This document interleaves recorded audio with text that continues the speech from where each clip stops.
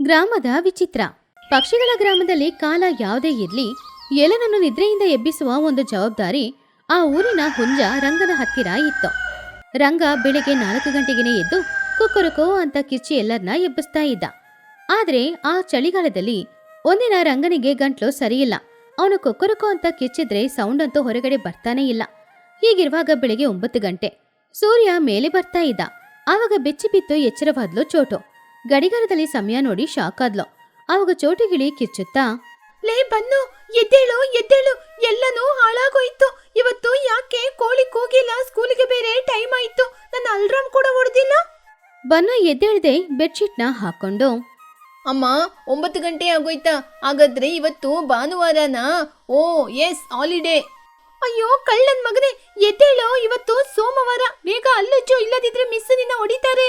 ಹೊರಗಡೆಯಿಂದ ಚಿಚುಕಾಗಿಯ ಧ್ವನಿ ಕೇಳಿಸ್ತು. ಏ ಚೋಟು, ಚೋಟು, ನಿದ್ರೆಯಿಂದ ಎದ್ದಾಯ್ತಾ? ಆವಾಗ ಚೋಟು ಹೊರಗಡೆ ಬಂದ್ಲು. ಟುನಿ ಕೂಡ ಹೆದರ್ಕೊಂಡೇ ಅಲ್ಲಿಗೆ ಬಂದ್ಲು. ಏನಾಯ್ತು ಚಿಚ್ಚು? ಊರೆಲ್ಲ ಸೈಲೆಂಟ್ ಆಗಿದೆ ಇವತ್ತು. ಎಲ್ಲ ಕುಂಭಕರ್ಣರ ಹಾಗೆ ನಿದ್ರೆ ಮಾಡ್ತಿದ್ದಾರೆ. ಅದೇ ತುನಿ, ನನಗೂ ಅರ್ಥ ಆಗಿಲ್ಲ. ಯಾವಾಗ್ಲೂ ಜೋರಾಗಿ ಶಬ್ದ ಕೇಳುತ್ತೆ, ಅದರಿಂದ ಎಚ್ಚರವಾಗುತ್ತೆ. ನನ್ನ ಬ್ಯೂಟಿ ಕೆಲಸಗಳು ಸ್ವಲ್ಪ ಜಾಸ್ತಿ ಇದೆಯಾ, ಅದರಿಂದ ಅದ್ರ ಕೆಲಸನೇ ಆಗೋಯ್ತು, ನನ್ನ ಕೆಲಸನೂ ಆಗಿಲ್ಲ. ಆವಾಗ ಲೂಸಿ ಪಾರಿವಾಳ ಬಂದು, ಹಲೋ ಫ್ರೆಂಡ್ಸ್, ಒಂದು ಬ್ಯಾಡ್ ನ್ಯೂಸ್. ನಮ್ಮ ಕೋಳಿ ಕೂಗುವ ರಂಗನಿಗೆ ವಾಯ್ಸ್ ಹೊರಟೋಯ್ತು. ಡಾಕ್ಟರ್ ರೆಸ್ಟ್ ಮಾಡ್ಲಿಕ್ಕೆ ಹೇಳಿದ್ದಾರೆ, ಅದಕ್ಕೆ ಅವನು ಕಿರ್ಚಿಲ್ಲಂತೆ. Super news aunty. ಅಂದ್ರೆ 1 ವಾರಗಳ ಕಾಲ ಸ್ಕೂಲ್ ಇಲ್ವಾ ಆಂಟಿ? ಯಾಕೋ ಸ್ಕೂಲ್ ಇರೋದಿಲ್ಲ? ಕೋಳಿಗೆ ವಾಯ್ಸ್ ಹೋದ್ರೆ ನಿನಗೆ ರಜೆ ಕೊಡ್ತಾರಾ? ಹೋಗಿ ಸ್ನಾನ ಮಾಡು. ಮಹಿಹದ್ದು ಅಲ್ಲಿಗೆ ಬಂದು, ಕೋಳಿ ಕೂಗದಿದ್ರೆ ನಮಗೆ ದಿನಾನೇ ಹೋಗೋದಿಲ್ಲ. ಇದಕ್ಕೇನಾದ್ರೂ ಒಂದು ವ್ಯವಸ್ಥೆ ಮಾಡ್ಲೇಬೇಕು. ಸಂಜೆ ಪಂಚಾಯತಿ ಕಟ್ಟೆಯಲ್ಲಿ ಎಲ್ಲರೂ ಮೀಟಿಂಗ್ ಹಾಕೋಣ. அன்னைக்கு சாயந்தரம் 5 மணி. ஊர்ல இருக்கிற எல்லாருமே பஞ்சாயத்துக்கு வந்தாங்க. அங்க மகிக்கழுகும் கூட நின்னுக்கிட்டு இருந்துச்சு. பாவம் ஓரமா ರಂಗ ಕವಲೆಯೋಡ ನಿನ್ನುಕಿட்டு இருந்தான். ಊರಿನ ಜನಗಳೇ, ನಮ್ಮ ರಂಗನಿಗೆ ಮೈ ಹುಷಾರಾಗುವ ತನಕ ಅವನು ಬೊಬ್ಬೆ ಹಾಕೋದಿಲ್ಲ. ಆದ್ರಿಂದ ನಾಳೆ ಬೆಳಿಗ್ಗೆಯಿಂದ ಯಾರಾದ್ರೂ ನಮ್ಮ ಊರಲ್ಲಿ 4 ಗಂಟೆಗೆ ಎದ್ದು ಎಲ್ಲರನ್ನ ಎಬ್ಬಿಸ್ಬೇಕು. ಎಲ್ಲರೂ ನಿಶಬ್ದವಾಗಿ ಇದ್ರು. 4 ಗಂಟೆಗೆ ಎದ್ದೇಳೋದು ಅಂದ್ರೆ ಸಾಧಾರಣ ವಿಷಯನಾ? ಮಗಿಯವ್ರೆ, ನಾನಿದ್ದೀನಿ. ನನ್ನ ವಾಯ್ಸ್ ಬಗ್ಗೆ ನಿಮಗೆ ಗೊತ್ತಲ್ವಾ? ಕೋಗಿಲೆ ಕೂಡ ನನ್ನ ನೋಡಿ ನಾಚಿಕೆ ಪಡುತ್ತೆ. ನಾನು ನಾಳೆ ಬೆಳಿಗ್ಗೆ ಸಾಂಗ್ ಹೇಳಿ ಎಲ್ಲರನ್ನ ಎಬ್ಬಿಸ್ತೀನಿ. ಏನು ಭಕ್ತಿಗೀತೆನಾ ಅಥವಾ ಫಿಲಂ ಸಾಂಗಾ? ಅಮ್ಮ ಬೇಡಮ್ಮ, ನಮ್ಮ ಮರ್ಯಾದೆ ಹೋಗುತ್ತೆ. ನಿನ್ನ ವಾಯ್ಸ್ ಕೇಳಿ ಜನ ಎದ್ದೇಳೋದಿಲ್ಲ, ಶಾಶ್ವತವಾಗಿ ನಿದ್ರೆ ಮಾಡ್ಬಿಡ್ತಾರೆ. ಬಾಯ್ ಮುಚ್ಚೋ, ನನ್ನ ಟ್ಯಾಲೆಂಟ್ ನಿನಗೆ ಗೊತ್ತಾಗಲ್ಲ. ಚಿಚ್ಚು, ಹಾಡೆಲ್ಲ ಹೇಳದ್ ಬೇಡ, ಕಿರ್ಚು ಸಾಕು. ಕಿರ್ಚ್ಬೇಕಾ? ನನ್ನ ವಾಯ್ಸು ಸ್ವಲ್ಪ ಒಂಥರ ಇರುತ್ತೆ. ಆಮೇಲೆ ಮಕ್ಕಳೆಲ್ಲ ಕೇಳ್ಕೊಂಡು ಎದುರು ಬಿಡ್ತಾರೆ. ಹಾಡು ಹೇಳ್ತೀನಿ, ವಾಯ್ಸ್ ಅವಾಗ ಸ್ವೀಟ್ ಆಗಿರುತ್ತೆ. ಸರಿ ಸರಿ, ನಾಳೆ ಬೆಳಿಗ್ಗೆ ಚಿಚ್ಚು ಅವರು ಟ್ರೈ ಮಾಡ್ತಾರೆ. ಒಂದ್ ವೇಳೆ ಅವರು ಫೇಲ್ ಆದ್ರೆ ಆಪ್ಷನ್ ನ ಚೇಂಜ್ ಮಾಡೋಣ. ಆವಾಗ ಬನ್ನು ಬುಜ್ಜಿ ಹತ್ರ, ಬುಜ್ಜಿ, ನಾಳೆ ಬೆಳಿಗ್ಗೆ ಕಿವಿಗೆ ಸ್ಪಂಜ್ ಹಾಕೊಂಡು ಮಲ್ಕೋ. ಚಿಚ್ಚು ಆಂಟಿ ಹಾಡು ಅಂದ್ರೆ ಸುನಾಮಿನೇ. ಮರುದಿನ ಬೆಳಗ್ಗೆ 4:15 ಚಿಚುಕಾಗೆ ಕೈಯಲ್ಲಿ ಒಂದು ಮೈಕ್ ನ ಹಿಡ್ಕೊಂಡು ಊರಿನ ಮಧ್ಯದಲ್ಲಿ ಬಂದು ನಿಂತ್ಕೊಂಡಿದ್ಲು. Hello, mic testing 1 2 3. ಹಲೋ ನನ್ನ ಪ್ರೀತಿಯ ಗ್ರಾಮದ ಜನರೇ, ಇವಾಗ ನಿಮಗೋಸ್ಕರ ಸುಂದರವಾದ ಸಾಂಗ್. ಚಿಚು ಜೋರಾಗಿ ಹಾಡಕ್ಕೆ ಶುರು ಮಾಡಿದ್ಲು. ಕಾ ಕಾ ಕಾ ಸುಪ್ರಭಾತಂ, ಕಾ ಕಾ ಕಾ ಎದ್ದೇಳಿ ಎಲ್ಲರೂ, ಕಾ ಕಾ ಕಾ. ಆ ಹಾಡು ಹೇಗಿತ್ತು ಅಂದ್ರೆ, ನಿದ್ರೆ ಮಾಡ್ತಾ ಇದ್ದ ನಾಯಿಗಳೆಲ್ಲ ಎದ್ದು ಕಳ್ರು ಬಂದ್ರು ಏನೋ ಅಂತ ಹೇಳಿ ಬೊಗ್ಳಕ್ಕೆ ಶುರು ಮಾಡಿತ್ತು. ಕಿಟಕಿ ಕನ್ನಡಿಗಳು ಒಡೆದು ಹೋಗೋ ತರ ಇತ್ತು. ಆವಾಗ ಚೋಟಿಗಿಳಿ ಆ ಶಬ್ದ ತಾಳಕ್ಕಾಗದೆ ಕಿವಿ ಮುಚ್ಕೊಂಡ್ಲು. ಅಯ್ಯೋ ಅಮ್ಮ, ಏನಿದು? ಸೈರನ್ ಸೌಂಡ್ ಆಗ್ತಾ ಇದೆ. ಯುದ್ಧ ಆಗುತ್ತಾ? ಅಮ್ಮ, ಅದು ಚಿಚ್ಚು ಆಂಟಿ ಹಾಡು ಹೇಳ್ತಾ ಇದ್ದಾರೆ. ನನ್ ಕಿವಿಯಲ್ಲಿ ರಕ್ತ ಬರ್ತಾ ಇದೆ. ಹೋಗಿ ಅವ್ರನ್ನ ನಿಲ್ಸಮ್ಮ. ಆವಾಗ ಬುಜ್ಜಿ, ಅಯ್ಯೋ ಇದೇನಿದು? ಕೋಳಿ ಕೂಗುವ ರೀತಿ ಇಲ್ಲ, ಕಾಗೆ ಕಿರ್ಚುವ ರೀತಿ ಇದೆ. ಓಹೋ, ಕಾಗೆ ತಾನೆ. ಊರಿನವರೆಲ್ಲರೂ ಹೊರಗಡೆ ಬಂದು ಕಲ್ ತಗೊಂಡು ಚಿಚು ಇರುವ ಮರದ ಕಡೆ ಬಿಸಾಕಿದ್ರು. ಸಾಕು ನಿಲ್ಸೆ ನಿನ್ ನರ್ಕನ. ಬೆಳಿಗ್ಗೆ ಬೆಳಿಗ್ಗೆ ನರ್ಕ ತೋರಿಸ್ತಿದ್ಯಾ? ಯಾಕೆ, ನನ್ನ ಸುದ್ದಿ ಸರಿ ಆಗಿಲ್ವಾ? ಸರಿ ಸರಿ, ನಿಲ್ಲಿಸ್ತೀನಿ. ನನ್ ಸಾಂಗ್ಗೆ ನಿಮ್ಗೆ ಇಷ್ಟ ಆಗಲ್ಲ. ಚಿಚುವಿನ ಮಿಷನ್ ಫೇಲ್ಡ್. ಆ ದಿನ ಸಂಜೆ ಸಮಯ ಎಲ್ರೂ ಚಿಚುಕಾಗೆನ ಗುರಾಯಿಸ್ತಾ ಇದ್ರು. ಚಿಚ್ಚು ಅವರ ಪ್ರಯೋಗ ವಿಫಲವಾಗಿದೆ. ಬೇರೆ ಯಾರಾದ್ರೂ ಇದ್ದೀರಾ? ನಾನೇ ಎಬ್ಬಿಸ್ತೀನಿ, ಆದ್ರೆ ನನ್ ವಾಯ್ಸು ತುಂಬಾ ಚಿಕ್ಕದು, ಯಾರಿಗೂ ಸರಿಯಾಗಿ ಕೇಳದಿಲ್ಲ. ಆವಾಗ ಬನ್ನು, ದೊಡ್ಡಮ್ಮ, ನನಗೆ ಒಂದು ಚಾನ್ಸ್ ಕೊಡ್ತೀರಾ? ಅದಕ್ಕೆ ಚೋಟು, ಲೇ ನೀನು 8 ಗಂಟೆ ತನಕ ಎದ್ದೇಳದೇ ಇಲ್ಲ. ನೀನು ಬೆಳಿಗ್ಗೆ ಬೇಗ ಎದ್ದೇಳ್ತೀಯ. ಸಾಕು, ಕೂತ್ಕೊಳ್ಳೋ. ಅಮ್ಮ, ನೀನ್ ನನ್ ಬಗ್ಗೆ ಏನೋ ತಿಳ್ಕೊಂಡಿದೀಯ. ಕೋಳಿ ಯಾಕೆ ಕಿರ್ಚುತ್ತೆ? ಅದಕ್ಕೆ ಹಸಿವಾಗಿ ನಾವು ಬೆಳಿಗ್ಗೆ ಯಾಕೆ ಎದ್ದೇಳ್ಬೇಕು? ಬೆಳಿಗ್ಗೆ ತಿನ್ಲಿಕ್ಕೆ ಕೈಯಲ್ಲಿ ಸೈಕಲಾಜಿಕಲ್ ಐಡಿಯಾ ಇದೆ. ನಾನ್ ಕಿರ್ಚಿದ್ರೆ ಸತ್ತೋದವ್ರು ಕೂಡ ಎದ್ದು ಕೂತ್ಕೋತಾರೆ. ಆದ್ರೆ ನಂಗೊಂದು ಡಿಮ್ಯಾಂಡ್ ಇದೆ. ನಿನ್ನ ಐಡಿಯಾ ಏನದು? ನನ್ನ ವಾಯ್ಸ್ ಮಾತ್ರ ಸಕ್ಸಸ್ ಆದ್ರೆ ಪ್ರತಿದಿನ ಎಲ್ಲರ ಮನೆಯಲ್ಲಿ ಏನ್ ಅಡಿಗೆ ಮಾಡ್ತೀರೋ ನನಗೆ ಅದರಲ್ಲಿ ಒಂದು ಭಾಗವನ್ನು ಕೊಡ್ಬೇಕು. ಓಕೆನಾ? ಅಯ್ಯೋ ಹಾಳಾದವನೇ. ಸರಿ, ನೀನು ನಮ್ನ ಎಬ್ಸಿದ್ರೆ ಇಡ್ಲಿ ದೋಸೆ ಅಂತ ಕೊಡ್ತೀವಿ. ಆದ್ರೆ ಎದ್ದೇಳ್ತೀಯಾ? ನೀವು ಕೊಡ್ತೀರಲ್ವಾ? ನಾಳೆ ಬೆಳಿಗ್ಗೆ 5 ಗಂಟೆಗೆ ಮ್ಯಾಜಿಕ್ ನೋಡಿ. ರಾತ್ರಿ ಬನ್ನು ನಿದ್ರೆ ಮಾಡ್ಲಿಲ್ಲ. ಅವನು ಬುಜ್ಜಿ ಹಾಗೂ ಚಿನ್ನುನ ಮನೆಗೆ ಬರಕ್ ಹೇಳ್ದ. ಲೇ, ನಾಳೆ ಬೆಳಿಗ್ಗೆ ಬೇಗ ಎದ್ದೇಳ್ಬೇಕು ಅಂದ್ರೆ ಇವತ್ ರಾತ್ರಿ ನಿದ್ರೆ ಮಾಡ್ಲೇಬಾರ್ದು. ಸೊ ನಾವು ನೈಟ್ ಇಡೀ ವಾಚ್ಮೆನ್ ಕೆಲಸ ಮಾಡೋಣ. ಲೇ, ನಮಗೆ ಆಗಲ್ಲ ಕಣೋ, ನಮ್ಗೆ ನಿದ್ರೆ ಬರುತ್ತೆ. ಇಲ್ಲಿ ನೋಡಿ, ನೀವು ನನಗೆ ಸಹಾಯ ಮಾಡ್ಬೇಕು. ನಾಳೆ ನನಗೆ ಸಿಗುವಂತ ಟಿಫಿನ್ ಅಲ್ಲಿ ನಿಮ್ಗೂ ಕೂಡ ಶೇರ್ ಮಾಡ್ತೀನಿ. ಹಾಗಾದ್ರೆ ಓಕೆ. ಸರಿ, ಏನ್ ಮಾಡೋಣ? ಸರಿ, ಯಾವ್ದಾದ್ರು ಹಾಡುಗಳು ಸಿಗುತ್ತಾ ಅಂತ ಟ್ರೈ ಮಾಡೋಣ. ನಾಳೆ ಬೆಳಿಗ್ಗೆ ನಾನು ಹಾಡು ಹೇಳ್ಬೇಕಲ್ವಾ? ಆ ದಿನ ರಾತ್ರಿ ಮಕ್ಕಳು ಯಾರು ನಿದ್ರೆ ಮಾಡ್ಲೇ ಇಲ್ಲ. ಅವರು ವಿಡಿಯೋ ಗೇಮ್ಸ್ ಆಡ್ಕೊಂಡು ಪುಸ್ತಕನ ಇಟ್ಕೊಂಡು ಓದ್ಕೊಂಡು ಕೂತ್ಕೊಂಡಿದ್ರು. ಬನ್ನುಗೆ ನಿದ್ರೆ ಬರ್ತಾ ಇದ್ರು ಕೂಡ ತಿಂಡಿ ಮೇಲೆ ಇರುವ ಆಸೆಯಿಂದ ನಿದ್ರೆ ಮಾಡ್ಲಿಲ್ಲ. ಮರುದಿನ ಬೆಳಗ್ಗೆ 5 ಗಂಟೆಗೆ ಮಕ್ಕಳು 3 ಜನ ಊರಿನ ಮಧ್ಯದಲ್ಲಿರುವ ಟ್ಯಾಂಕ್ ಮೇಲೆ ಹತ್ತಿದ್ರು. ಆವಾಗ ಬನ್ನು ಕೈಯಲ್ಲಿ ಒಂದು ಟಿನ್ ಇತ್ತು. ಚಿನ್ನು, ರೆಡಿನಾ? ನನ್ ವಾಯ್ಸ್ ನ ರೆಡಿ ಮಾಡ್ಕೋತಾ ಇದ್ದೀನಿ. ಹಾಗಂತ ಹೇಳಿ 1 2 3 ಬನ್ನು ಜೋರಾಗಿ, ಅವನಿಂದ ಎಷ್ಟು ಜೋರಾಗಿ ಕಿಚ್ಚಕ್ಕಾಗುತ್ತೋ ಅಷ್ಟು ಜೋರಾಗಿ ಕಿಚ್ಚಾಡ್ದ. ಇಡ್ಲಿ, ಬಿಸಿ ಬಿಸಿ ಇಡ್ಲಿ ದೋಸೆ, ಬಿಸಿ ಬಿಸಿ ಇಡ್ಲಿ ದೋಸೆ, ಕೊಬ್ಬರಿಕಾಯಿ ಚಟ್ನಿ ಸಾಂಬಾರು, ಬಿಸಿ ಬಿಸಿ ಇಡ್ಲಿ ವಡ, ಬಿಸಿ ಬಿಸಿ ಇಡ್ಲಿ ವಡ, ತೆಂಗಿನಕಾಯಿ ಚಟ್ನಿ, ಬಿಸಿ ಬಿಸಿ ಸಾಂಬಾರ್. ಆ ಧ್ವನಿ ಸಾಧಾರಣವಾಗಿಲ್ಲ. ಅದು ಏನೋ ತರಕಾರಿ ಸಂತೆಯಲ್ಲಿ ತರಕಾರಿ ಮಾರೋ ತರ, ಹೋಟೆಲ್ ಅಲ್ಲಿ ಏನೋ ಆರ್ಡರ್ ತಗೊಳ್ಳೋ ತರ ಇತ್ತು. ಈ ಕಡೆ ಬನ್ನು ಜೋರಾಗಿ ಕಿಚ್ಚಾಡ್ತಾ ಇದ್ದಾಗ ಆ ಕಡೆ ಎಲ್ರು ಅವ್ರವ್ರ ಮನೆಯಲ್ಲಿ ಮಲ್ಕೊಂಡು ಚೆನ್ನಾಗಿ ನಿದ್ರೆ ಮಾಡ್ತಾ ಇದ್ರು. ಟುನಿಯ ಮನೆಯಲ್ಲೂ ಕೂಡ ಟುನಿ ಒಳ್ಳೆ ನಿದ್ರೆಯಲ್ಲಿ ಇದ್ಲು. ಬಿಸಿ ಬಿಸಿ ಪೂರಿ, ಆಲೂ ಕುರ್ಮಾ. ಆವಾಗ ಟುನಿಯ ಮೆದ್ಲಿನಲ್ಲಿ ಆಹಾ ಪೂರಿನ ಎಲ್ಲಿ ಅಂತ ಕಣ್ಬಿಟ್ಟು ನೋಡಿದ್ಲು. ಅರೆ, ಯಾರೋ ಬಿಸಿ ಬಿಸಿ ಪೂರಿ ಮಾರಾಟ ಮಾಡ್ತಿದ್ದಾರೆ, ಎದ್ದೇಳ್ಬೇಕು. ಹಾಗಂತ ಎದ್ದು ಹೊರಗಡೆ ಹೋದ್ಲು. ಚಿಚುಕಾಗೆಯ ಮನೆಯಲ್ಲಿ ಮೈಸೂರ್ ಬೋಂಡಾ, ಖಾರದ ಚಟ್ನಿ. ಆವಾಗ ಚಿಚುಕಾಗೆ ನಿದ್ರೆಯಲ್ಲೇ, ಅರೆ, ಮೈಸೂರ್ ಬೋಂಡಾನು ಖಾರ ಚಟ್ನಿಯ? ಚಿನ್ನು, ಪಾತ್ರೆ ತಗೊಳ್ಳೋ. ಚಿಚುನು ಕಣ್ಣೊರೆಸ್ಕೊಂಡು ಹೊರಗಡೆ ಬಂದ್ಲು. ಮಹಿಹದ್ದಿನ ಮನೆಯಲ್ಲಿ ಚಿಕನ್ ಬಿರಿಯಾನಿ, ಲೆಗ್ ಪೀಸು. ಬೆಳಿಗ್ಗೆ ಬೆಳಿಗ್ಗೆ ಚಿಕನ್ ಬಿರಿಯಾನಿನ? ಯಾರು ಅದು ಆಫರ್ ಕೊಡೋದು? ಲೂಸಿ, ಬಾ ಹೋಗಿ ನೋಡಿ ಬರೋಣ. ಹೀಗೆ ಊರಲ್ಲಿರುವ ಎಲ್ಲ ಪಕ್ಷಿಗಳು ಬನ್ನು ಹೇಳ್ತಾ ಇರುವ ಒಂದೊಂದು ರೆಸಿಪಿನ ಕೇಳಿ ಅದು ನನಗೋಸ್ಕರನೇ ಅಂತ ಹೇಳಿ ಎಲ್ರೂ ಅವ್ರವ್ರ ಮನೆಯಿಂದ ಹೊರಗಡೆ ಬೇಗನೆ ಬಂದ್ರು. ಎಲ್ರೂ ಊರಿನ ಮಧ್ಯದಲ್ಲಿರುವ ಟ್ಯಾಂಕ್ ಹತ್ರ ಹೋಗಿ ಟ್ಯಾಂಕ್ ಮೇಲೆ ಅವ್ರು ನೋಡಿದಾಗ, ಎಲ್ಲಿ ಇಡ್ಲಿ, ಎಲ್ಲಿ ಪೂರಿ, ಎಲ್ಲಿ? ಇದೆಲ್ಲವನ್ನ ನೋಡ್ತಾ ಇದ್ದ ಮಕ್ಕಳು ಜೋರಾಗಿ ನಗಾಡ್ತಾ ಇದ್ರು. ಆವಾಗ ಬನ್ನು ಮೇಲೆಯಿಂದ, ಗುಡ್ ಮಾರ್ನಿಂಗ್ ಪಕ್ಷಿಗಳೇ, ಎಲ್ಲರೂ ಎದ್ರಾ? ಎಲ್ಲರೂ ಬ್ರಷ್ ಮಾಡಿದ್ರಾ? ನೀನ ಕಿರ್ಚಿದ್ದು ಇಡ್ಲಿ ಗಾಡಿ ಬರ್ಲಿಲ್ವಾ? ಇಡ್ಲಿ ಗಾಡಿ ಬಂದಿಲ್ಲ ಆಂಟಿ, ಇದು ನನ್ನ ಫುಡ್ ಅಲಾರಾಮ್. ಕೋಳಿಯಾಗೆ ಕೊಕ್ಕರಕ್ಕೋ ಅಂತ ಹೇಳಿದ್ರೆ ನಿಮ್ಗೆ ಅರ್ಥ ಆಗಲ್ಲ ಅಲ್ವಾ? ಅದಕ್ಕೆ ಫುಡ್ ಗಾಡಿ ಬಂದ ರೀತಿ ಮಾಡಿದೆ. ನನ್ನ ಸೈಕಾಲಜಿ ಹೇಗೆ ವರ್ಕ್ ಮಾಡ್ತು ಅಂತ. ಎಲ್ಲರೂ 5 ಗಂಟೆ 5 ನಿಮಿಷಕ್ಕೆ ಗ್ರೌಂಡ್ ಅಲ್ಲಿ ಇದ್ದೀರಾ. ನೀನು ನಿನ್ನ ಪೂರಿ ಗಾಡಿನು ನಮ್ಮ ಹಸಿವನ್ನ ಕ್ಯಾಚ್ ಮಾಡ್ಕೊಂಡ ನೀನು. ನಿನ್ನ ಮಹಿಹದ್ದು ನಗುತ್ತಾ, ಬನ್ನು ಪ್ಲಾನು ಹೇಗಿದ್ರು ಸಕ್ಸಸ್ ಆಗಿದೆ. ಆ ಹೆಸರನ್ನ ಕೇಳಿದ ತಕ್ಷಣ ಎಲ್ಲರೂ ಹಸಿವಲ್ಲಿ ಹೊರಗೆ ಬಂದ್ಬಿಟ್ಟಿದೀವಿ. You are great. Thank you ಅಜ್ಜಿ. ಆದ್ರೂ ನನ್ನ ಡೀಲ್ ಎಲ್ಲರಿಗೂ ನೆನ್ಪಿದೆ ಅಲ್ಲ? ಇಡ್ಲಿ ದೋಸೆ ವಡ ಎಲ್ಲ ನನ್ ಮನೆಗ್ ಬರ್ಬೇಕು. ಸರಿ ಸರಿ, ನಮ್ನ ಎಬ್ಸಿದ್ಯಲ್ವಾ, ಖಂಡಿತ ಕೊಡ್ತೀವಿ. ಎಲ್ಲರೂ ಅವ್ರವ್ರ ಕೆಲಸ ನೋಡ್ಕೊಂಡು ಹೊರಟೋಗಿ. ಆ ದಿನ ಬನ್ನುವಿನ ಮನೆಯ ಮುಂದ್ಗಡೆ ಎಲ್ರು ಕ್ಯೂ ಆಗಿ ನಿಂತ್ಕೊಂಡಿದ್ರು. ತುನಿ ಇಡ್ಲಿ ತಗೊಂಡ್ ಬಂದಿದ್ಲು, ಚಿಚು ವಡೆ ತಗೊಂಡ್ ಬಂದಿದ್ಲು, ಲೂಸಿ ಚಪಾತಿ ತಗೊಂಡ್ ಬಂದಿದ್ಲು. ಅದೆಲ್ಲವನ್ನ ಮಕ್ಕಳು 3 ಜನ ಕೂತ್ಕೊಂಡು ತಿಂತಾ ಇದ್ರು. ನಿನ್ನ ಫ್ರೀ ಐಡಿಯಾದಿಂದ ನಮಗೆ ಫ್ರೀ ಆಗಿ ಫುಡ್ ಸಿಕ್ತು. ನಾಳೆ ಹೇಗೆ ಕಿರ್ಚ್ತೀಯಾ? ಮತ್ತೆ ಇದೇನಾ? ನಾಳೆ ಪಿಜ್ಜಾ, ಬರ್ಗರ್, ನೂಡಲ್ಸ್ ಅಂತ ಕಿರ್ಚ್ತೀನಿ. ಅವಾಗ ನಮಗೂ ಫುಡ್ ಹಾಗೇನೆ ಬರುತ್ತೆ. ಅದನ್ನು ಕೇಳಿ ಚೋಟುಗಿಳಿ, ಊರಿನ ಜನ ಎಲ್ಲ ಇವನಿಗೆ ಅಡಿಗೆ ಮಾಡಿ ಕೊಡಕ್ಕೆ ಸರಿಯಾಗುತ್ತೆ. ಹಾಗೆ ಆ ದಿನದಿಂದ ಅಧಿಕಾರಪೂರ್ವವಾಗಿ ಬನ್ನುನೇ ಆ ಊರಿನ ಗಿಳಿ ಅಲಾರಂ ಆದ. ಹುಂಜ ರಂಗನಿಗೆ ಗಂಟ್ಲು ಸರಿಯಾದ್ರೂ ಕೂಡ ಎಲ್ರೂ ಆಸೆ ಪಟ್ಟಿದ್ದು ಬನ್ನು ಅಲಾರಮೇ. ಆದ್ರಿಂದ ಬನ್ನುನೇ ಅಫಿಷಿಯಲ್ ಅಲಾರಂ ಆಗಿ ಇದ್ದ. ಈ ಕಥೆಲಿರುವ ನೀತಿ ಏನು ಅಂದ್ರೆ, ನಿದ್ರೆಯಲ್ಲಿರುವ ಎಲ್ಲರನ್ನ ಎಬ್ಸಕ್ಕೆ ಅವರ ಬಲಹೀನನ ತಿಳ್ಕೊಂಡ್ರೆ ಸಾಕು. ವರ್ಕಲ್ಲಿ ಸ್ಮಾರ್ಟ್ ವರ್ಕ್ ತುಂಬಾನೇ ಮುಖ್ಯ. ಮನೆ ಹೊರಗಡೆ ಮಲಗುವ ಪಕ್ಷಿಗಳು. ಅದು ಪಕ್ಷಿಗಳ ಊರಿನಲ್ಲಿ ಜನವರಿ ತಿಂಗಳು ಚಳಿ ತುಂಬಾ ಭಯಂಕರವಾಗಿತ್ತು. ಸಂಜೆ 5 ಗಂಟೆಗೆ ಎಲ್ಲರೂ ಸ್ವೆಟರ್ ಹಾಕೊಳ್ಳುವ ಸಮಯ ಅದು. ಆ ದಿನ ಸಂಜೆ 4 ಗಂಟೆಗೆ ಚೋಟುವಿನ ಮನೆಯ ಮುಂದ್ಗಡೆ ಒಂದು ಆಟೋ ಬಂದು ನಿಂತ್ಕೊಂಡಿತ್ತು.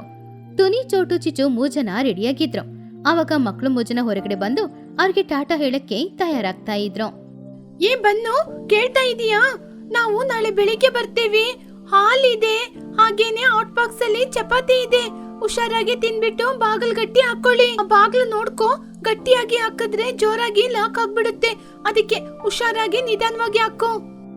ಸರಿ ಮಮ್ಮಿ, ಎಷ್ಟು ಸಲ ಹೇಳ್ತೀರಾ? ನಾವೇನು ಚಿಕ್ಕ ಮಕ್ಕಳ? ನಮ್ಮಿಂದ ಮ್ಯಾನೇಜ್ ಮಾಡ್ಲಿಕ್ಕೆ ಗೊತ್ತು. ನೀವು ಹೋಗಿ ಬಿರಿಯಾನಿ ತಿಂದು ಬನ್ನಿ. ಲೇ ಚಿನ್ನು, ಹುಷಾರಾಗಿರೋ. ಚಳಿಕಾಲ ಬೇರೆ. ರಾತ್ರಿ ಮಲ್ಗಕ್ಕೆ ಮುಂಚೆ ಮುಖನ ಚೆನ್ನಾಗಿ ಫೇಸ್ ವಾಶ್ ಮಾಡಿ ನನ್ನ ಬ್ಯೂಟಿ ಕಿಟ್ ಅಲ್ಲಿ ಮುಖಕ್ಕೆ ಹಾಕುವ ಕ್ರೀಮ್ ಇದೆ, ಅದು ಹಾಕೊಂಡ್ ಮಲ್ಕೋ. ಅಮ್ಮ, ನೀವು ಟೆನ್ಷನ್ ಮಾಡ್ಬೇಡಿ. ನನ್ನ ಗ್ಲಾಮರ್ ನನ್ನ ಕರ್ತವ್ಯ.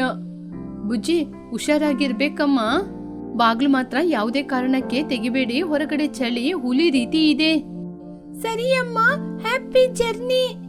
ತಾಯಿಯಂದ್ರೆ 3 ಜನ ಆಟೋ ಹತ್ತಿ ಅಲ್ಲಿಂದ ಹೋದ್ರು. ಮಕ್ಕಳು 3 ಜನ ತುಂಬಾನು ಸಂತೋಷದಿಂದ ಮನೆಯೊಳಗಡೆ ಹೋದ್ರು. ಸಂಜೆ 6 ಗಂಟೆ ಸಮಯ. ಮೆಲ್ಲೆ ಮೆಲ್ಲೆ ಕತ್ಲಾಗ್ತಾ ಇತ್ತು. ಮಕ್ಕಳು 3 ಜನ ಹಾಲಲ್ಲಿ ಕೂತ್ಕೊಂಡು ಟಿವಿ ನೋಡ್ತಾ ಇದ್ರು. ಆವಾಗ ಬನ್ನು ಏನೋ ಆಲೋಚನೆ ಮಾಡ್ತಿದ್ದ. ಲೇ, ಇವತ್ತು ಮಮ್ಮಿಯವರು ಇಲ್ಲ ಅಲ್ವಾ? ನಾವು ಏನಾದ್ರೂ ಪಾರ್ಟಿ ಮಾಡ್ಕೊಳ್ಳೋಣ. ಚಪಾತಿ ಬೋರ್ ಅಲ್ವಾ? ಏನಾದ್ರೂ ಸ್ಪೈಸಿಯಾಗಿ ಮಾಡ್ಕೊಂಡು ತಿನ್ನೋಣ. ಸರಿ ಕಣೋ, ಮನೆಯಲ್ಲಿ ಮಿಕ್ಸರ್ ಇದೆ. ಏನು ಮಿಕ್ಸರ? ನನಗೆ ಮಿಕ್ಸರ್ ಎಲ್ಲ ಇಷ್ಟ ಆಗಲ್ಲ. ನಮ್ಮ ರಸ್ತೆಯ ಬೀದಿಯಲ್ಲಿ ಸಮೋಸ ವ್ಯಾಪಾರ ಮಾಡ್ತಾ ಇದಾರಲ್ವಾ, ಅಲ್ಲಿ ಮಾಡುವಂತ ಬಿಸಿ ಬಿಸಿ ಸಮೋಸ ಎಷ್ಟ್ ಚೆನ್ನಾಗಿ ಘಮ ಘಮ ವಾಸನೆ ಮನೆ ತನಕ ಬರ್ತಾ ಇದೆ. ಹೌದು ಕಣೋ ಬನ್ನು, ನಮ್ಮಮ್ಮ ಹೊರಗಡೆ ಹೋಗ್ಬಾರ್ದು, ಚಳಿ ಜಾಸ್ತಿ ಇದೆ ಅಂತ ಹೇಳಿದ್ದಾರೆ. ಬಾಗಲ್ ತೆಗೆಯೋದ್ ಬೇಡ. ಅಯ್ಯೋ ಹುಚ್ಚಿ, ಇರುವ ಅಂಗಡಿಗೆ ಹೋಗಿ ಬರ್ಲಿಕ್ಕೆ ಎಷ್ಟೊತ್ತಾಗುತ್ತೆ? ನಾನು ಚಿನ್ನನ ಕರ್ಕೊಂಡು ಹೋಗ್ತೀನಿ. ಏ ಚಿನ್ನು, ನೀನ್ ಬರ್ತೀಯಾ ಇಲ್ವಾ? ಬಾರೋ ಹೋಗೋಣ. ಸಮೋಸ ಅಂದ್ರೆ ಖಂಡಿತ ನಾನ್ ಬರ್ತೀನಿ, ಆದ್ರೆ ಬೇಗ ಬಂದ್ಬಿಡ್ಬೇಕು, ಸೀರಿಯಲ್ ಟೈಮ್ ಆಯ್ತು. ಸರಿ ಸರಿ, ಬಾರೋ ಹೋಗೋಣ. ಬುಜ್ಜಿ, ನೀನೊಬ್ಳೆ ಮನೇಲಿರ್ತೀಯಾ? ನಿನಗೆ ಭಯ ಆಗಲ್ವಾ? ಆವಾಗ ಬುಜ್ಜಿಗುಬ್ಬಚ್ಚಿ ಹೆದರ್ಕೊಂಡೆ, ಬೇಡ ಕಣೋ, ನಾನು ಬರ್ತೀನಿ. ಹಾಗಂತ ಹೇಳಿ ಅವ್ರೆಲ್ರೂ ಟಿವಿನ ಆನಲ್ಲೇ ಇಟ್ಟು ಮನೆಯಿಂದ ಹೊರಗಡೆ ಬಂದ್ರು. ಅದೇ ಬೀದಿಯ ಕೊನೆಯಲ್ಲಿರುವ ಸಮೋಸ ಗಾಡಿಯ ಹತ್ತಿರ ಮಕ್ಕಳೆಲ್ಲರೂ ಸಂತೋಷವಾಗಿ ಬಂದು ಆ ಸಮೋಸನ ತಗೊಂಡ್ರು. ಅವಾಗ ಬನ್ನು ಆ ಸಮೋಸನ ತಿನ್ನೋಡಿ, ಬಾ, ಇದಲ್ವಾ ಟೇಸ್ಟು? ಈ ಸಲ ಈ ಚಳಿಗೆ ಸಮೋಸಕ್ಕೆ ಒಳ್ಳೆ ಜೋಡಿ ಸಿಕ್ಕಿದೆ. ಹಾಗೆ ಮಕ್ಕಳು ಸಮೋಸನ ತಿಂದು ಖುಷಿಯಾಗಿ ಅಲ್ಲಿಂದ ಮನೆಗೆ ವಾಪಸ್ ಬಂದ್ರು. ಬನ್ನು ಗೇಟ್ ಓಪನ್ ಮಾಡಿ ಮೇನ್ ಡೋರ್ ಹತ್ರ ಬಂದ. ತಳ್ಳಿ ಆ ಮೇನ್ ಡೋರ್ ಓಪನ್ ಮಾಡಕ್ ನೋಡ್ದ, ಆದ್ರೆ ಓಪನ್ ಆಗ್ಲಿಲ್ಲ. ಅಯ್ಯಯ್ಯೋ, ಬಾಗ್ಲು ಟೈಟ್ ಆಗ್ಬಿಟ್ಟಿದೆ. ಚಿನ್ನು, ನೀನ್ ತೆಗಿ ನೋಡೋಣ. ಚಿನ್ನು ಬಂದು ತಳ್ಳಿ ನೋಡ್ದ, ಆದ್ರೆ ಡೋರ್ ಓಪನ್ ಆಗ್ಲಿಲ್ಲ. ಏ ಬನ್ನು, ನೀ ಬರುವಾಗ ಚಿಲ್ಕ ಏನಾದ್ರೂ ಹಾಕಿದೀಯಾ? ಬುಜ್ಜಿ, ನಾನ್ ಬರುವಾಗ ಸುಮ್ನೆ ಬಾಗಲ್ನ ಜಸ್ಟ್ ಹೇಳ್ಕೊಂಬಂದೆ ಅಷ್ಟೇ, ಚಿಲ್ಕ ಏನು ಹಾಕಿಲ್ಲ.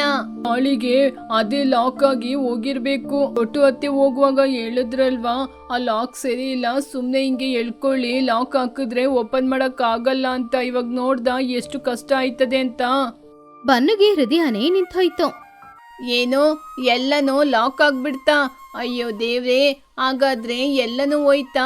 ನನ್ನ ಚಪಾತಿ, ನನ್ನ ಬೆಡ್ಡು ಎಲ್ಲ ಹೋಯ್ತು. ಇವಾಗ ಏನು ಮಾಡೋದು? ಹೌದು, ಕೀ ಎಲ್ಲಿದೆ ಕಣೋ? ಕೀಯಾ? ಕೀ ಮನೆಯೊಳಗಿರುವ ಟೀಪೈ ಮೇಲಿದೆ. ಸಮೋಸ ತರ್ಲಿಕ್ಕೆ ಹೋಗೋದಲ್ವಾ ಅಂತ ನಾನು ತಗೊಂಡೇ ಇಲ್ಲ. ಮಕ್ಕಳು 3 ಜನ ಶಾಕ್ ಆದ್ರು. ಒಬ್ರು ಮುಖಾನ ಇನ್ನೊಬ್ರು ನೋಡ್ಕೊಳ್ತಾ ಇದ್ರು. ಹೊರಗಡೆ ಚಳಿಗಾಳಿ ಬೀಸಕ್ಕೆ ಶುರುವಾಯ್ತು. ರಾತ್ರಿ 8 ಗಂಟೆ ಸಮಯ. ಚಳಿ ಹೆಚ್ಚಾಗ್ತಾ ಇತ್ತು. ಮಕ್ಕಳು ಕಿಟಕಿ ಬಾಗಿಲೇನಾದ್ರೂ ಓಪನ್ ಮಾಡಕ್ ನೋಡಿದ್ರು, ಆದ್ರೆ ಯಾವ್ದನ್ನು ಕೂಡ ಓಪನ್ ಮಾಡಕ್ ಆಗ್ಲೇ ಇಲ್ಲ. ಬನ್ನು, ಕಿಟಕಿಯಿಂದ ನೋಡು, ಟಿವಿ ಕಾಣುತ್ತೆ. ನಾವು ಇವತ್ತು ಸೀರಿಯಲ್ನ ಬಿಟ್ಟಿದೀವಿ ನೋಡು. ಸೀರಿಯಲ್ ವಿಚಾರ ಆಮೇಲೆ ಇರ್ಲಿ, ನನಗೆ ತುಂಬಾನೇ ಚಳಿ ಆಗ್ತಾ ಇದೆ. ಕಿಟಕಿ ಬಾಗ್ಲನ್ನ ಹೇಗಾದ್ರೂ ಒಡ್ದಾಕೋಣ, ಸ್ವೆಟ್ರ್ ಮನೆಯೊಳಗಿದೆ. ಅಯ್ಯಯ್ಯೋ, ಕಿಟಕಿನ ಒಡ್ದಾಕಿದ್ರೆ ಆಮೇಲೆ ಅಮ್ಮ ಬಂದು ಸರಿ ಹೊಡಿತಾರೆ. ಆ ಕಿಟಕಿಯಿಂದ ತಂಪಾದ ಗಾಳಿ ಮನೆಯೊಳಗೆ ಬರುತ್ತೆ, ಆಮೇಲೆ ಮನೆ ತಂಪಾಗುತ್ತೆ. ಹಿಂದುಗಡೆ ಬಾಗಿಲನ್ನ ಹೋಗಿ ನೋಡೋಣ. ಎಲ್ರು ಹಿಂದ್ಗಡೆ ಹೋಗಿ ನೋಡಿದ್ರು. ಹಿಂದೆ ಬಾಗಿಲು ಕೂಡ ಮುಚ್ಚಿತ್ತು. ಬನ್ನು ಪಾಪ ನಿರಾಸೆಯಿಂದ ಮನೆ ಮುಂದ್ಗಡೆ ಬಂದು ನಿಂತ್ಕೊಂಡು ಅಳ್ತಾ ಇದ್ದ. ಅಯ್ಯೋ ದೇವ್ರೆ, ಸಮೋಸಕ್ಕೋಸ್ಕರ ಹೋಗಿ ಇವಾಗ ಮನೇನ ಕಳ್ಕೊಂಡ್ಬಿಟ್ಟಿದೀವಿ. ಅಯ್ಯೋ ದೇವ್ರೆ, ನಾಳೆ ಬೆಳಿಗ್ಗೆ ತನಕ ಇಲ್ಲೇ ಹೊರಗಡೆ ಚಳಿಯಲ್ಲೇ ಮಲ್ಕೋಬೇಕಾ? ಬರ್ತಾ ಬರ್ತಾ ಚಳಿ ತುಂಬಾ ಹೆಚ್ಚಾಗ್ತಾ ಇತ್ತು. 3 ಜನನು ಒಬ್ರನ್ನೊಬ್ರು ಹಿಡ್ಕೊಂಡು ಕೂತ್ಕೊಂಡಿದ್ರು. ಅಯ್ಯೋ, ಈ ಚಳಿ ನನಗೆ ತಡ್ಕೊಳಕ್ಕಾಗೋದಿಲ್ಲ. ನಾಳೆ ಬೆಳಿಗ್ಗೆ ಈ ಹಿಮ ಎಲ್ಲ ನನ್ನ ಮುಖದಲ್ಲಿ ಬಿದ್ದು ನನ್ನ ಮುಖ ಎಲ್ಲ ಹೊಡಿತಾ ಇರುತ್ತೆ. ನಾನು ಏನು ಮಾಡೋದು? ನಿನ್ನ ಮುಖ ಎಲ್ಲ ಬಾಡಿ ಹೋಗ್ತಾ ಇದೆ. ಪ್ರಾಣ ಭಯದಿಂದ ನಾವೆಲ್ಲ ಒದ್ದಾಡಿದ್ರೆ ನೀನೇನು ಬ್ಯೂಟಿ ಬಗ್ಗೆ ಮಾತಾಡ್ತೀಯಾ? ಅಲ್ಲೇ ಇರುವ ಗಿಡಗಳನ್ನೆಲ್ಲ ನೋಡಿ, ಐಡಿಯಾ, ಎಲೆಗಳು ಚಳಿಯಿಂದ ನಮಗೆ ರಕ್ಷಣೆ ಕೊಡುತ್ತೆ. ಚಳಿ ಕೂಡ ಆಗಲ್ಲ. ಚಿನ್ನು ಹೋಗಿ ಒಂದು ದೊಡ್ಡ ಎಲೆನ ತಗೊಂಡ್ಬಂದು ಆ ಎಲೆನ ಮುಖದ ಮೇಲೆ ಮಾಸ್ಕ್ ತರ ಹಾಕೊಳ್ತಿದ್ದ. ಅದರಲ್ಲಿ ಅವನ್ ಕಣ್ ಮಾತ್ರ ಕಾಣಿಸ್ತಾ ಇತ್ತು. ಅವನು ನೋಡಕ್ಕೆ ತುಂಬಾ ವಿಚಿತ್ರವಾಗಿನೂ ಇದ್ದ. ನಿನ್ನ ನೋಡಿದ್ರೆ ಆ ದೆವ್ವ ಕೂಡ ಭಯ ಪಡುತ್ತೆ ಕಣೋ. ಆ ಎಲೆನ ತೆಗ್ದು ಬಿಸಾಕೋ. ಇಲ್ಲ, ಇದನ್ನ ನಾನು ಬಿಡೋದಿಲ್ಲ. ಇದು ನನ್ನ ಹರ್ಬಲ್. ಬೇಕಂದ್ರೆ ನೀವು ಹಾಕೊಳ್ಳಿ. ಇಲ್ಲ, ನನಗೆ ಎಲೆ ಬೇಡ, ನನಗೆ ಕಂಬಳಿ ಬೇಕು. ಬನ್ನುವಿನಿಂದ ಚಳಿ ತಡ್ಕೊಳಕ್ಕಾಗ್ತಾ ಇಲ್ಲ. ಪಾಪ ಅವನಿಗೆ ಅವನ ಹಲ್ಲೆಲ್ಲ ನಡಕ್ತಾ ಇತ್ತು.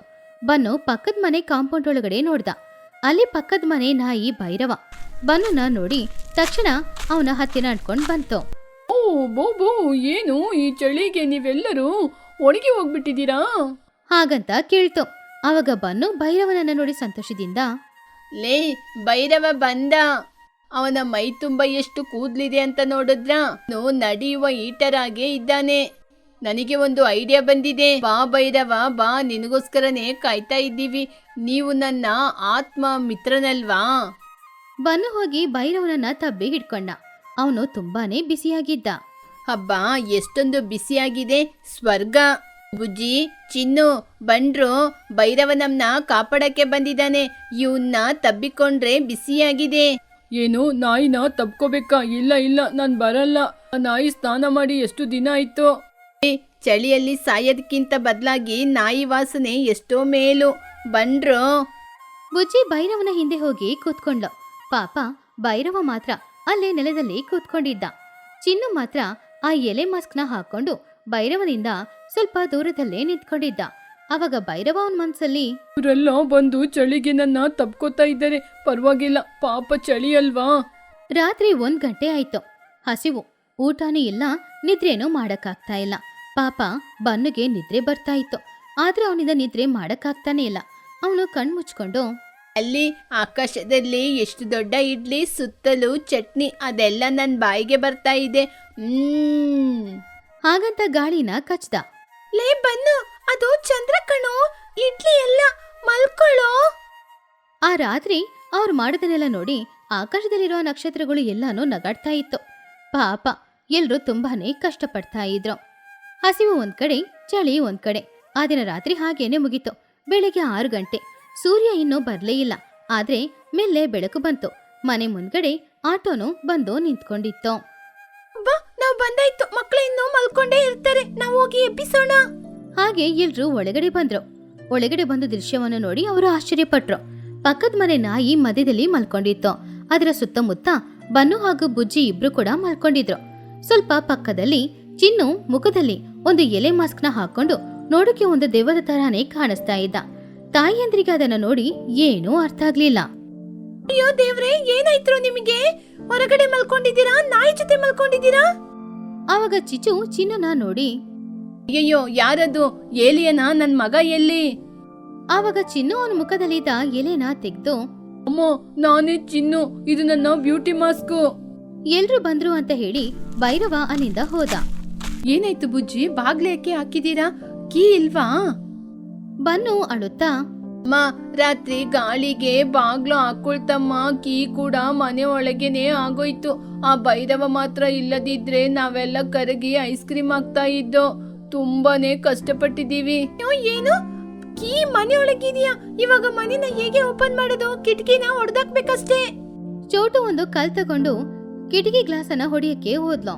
ಅಮ್ಮ ಇರಮ್ಮ, ನನಗೆ ಚಳಿ ಜಾಸ್ತಿ ಆಗ್ತಾ ಇದೆ. ನನ್ ಜೋಬಲ್ಲಿ ಕರ್ಚಿಪ್ ಇದೆ, ಆ ಕರ್ಚಿಪ್ನ ತಗೋತೀನಿ.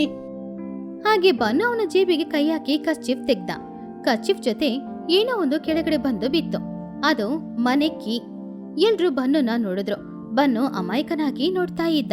ಓ, ಈ ಕೀ ನನ್ ಜೋಬಲ್ಲೇ ಇತ್ತಾ? ಓ, ನಿನ್ನೆ ಸಂಜೆ ಸಮೋಸ ತಗೊಂಬರ್ಲಿಕ್ಕೆ ಹೋದಾಗ ಹಣ ತಗೊಳ್ಳುವಾಗ ಕೀ ಕೂಡ ತೆಗೆದು ಜೋಬೊಳಗೆ ಹಾಕೊಂಡಿದ್ದೀನಿ. ಅಯ್ಯೋ, ಮರ್ತೇ ಹೋಯ್ತು.